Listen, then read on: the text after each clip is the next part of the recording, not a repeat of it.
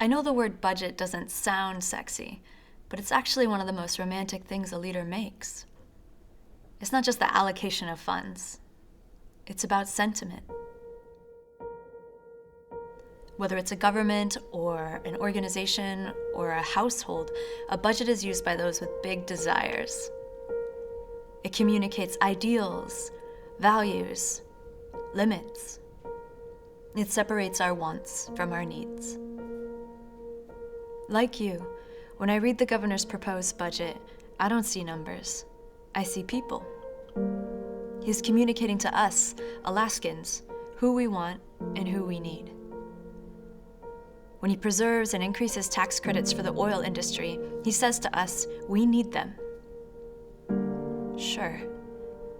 But when he suggests there is not enough and he cuts senior benefits and he raises fees, he says to our elders, we want you, but we don't need you. When he cuts Medicaid and low-income dental care, he says to our poor and to our sick, we don't need you.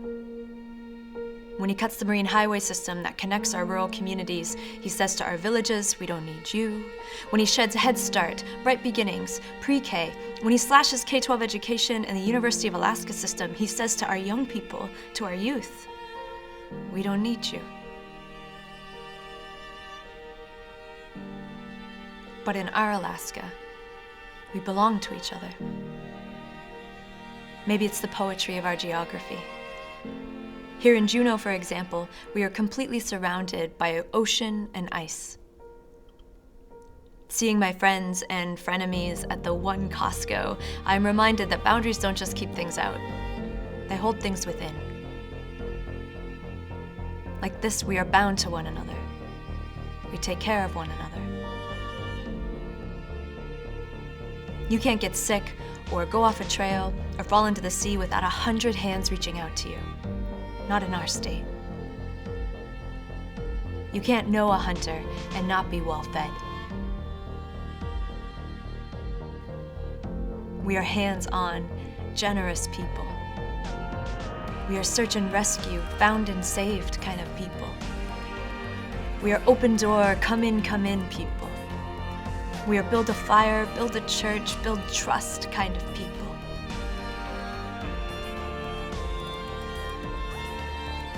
So I know that this budget was not written by someone who is truly Alaskan at heart, or if it was, they don't feel the way we feel about Alaska. No Alaskan tries to survive on their own interests alone. It's just not our way. As our representatives revise it, I know they are reckoning with a different boundary, the bounds of our economic condition. Like anything else in our state, our money and our resources are limited. We've been at an impasse for years, perhaps forgetting our collective nature and our resourceful spirit. Maybe a blessing of being presented such a bad budget is we see what needs are at stake. We are reminded of what we are not, and we don't leave each other out in the cold. Sentiment matters. I saw a meme recently that said, I wish Americans loved America the way Alaskans love Alaska. It's true. We love this place. And when you're as committed and connected as we are, we all share the impacts. I ask our leaders to lead in this trusted way, to take good care of our state such that we can take good care of each other.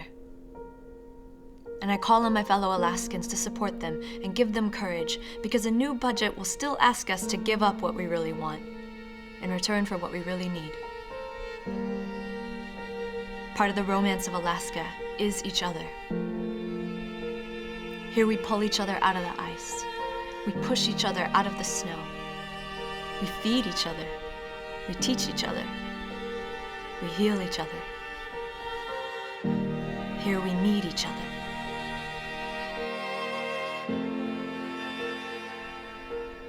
Yigoayakwan. Have courage.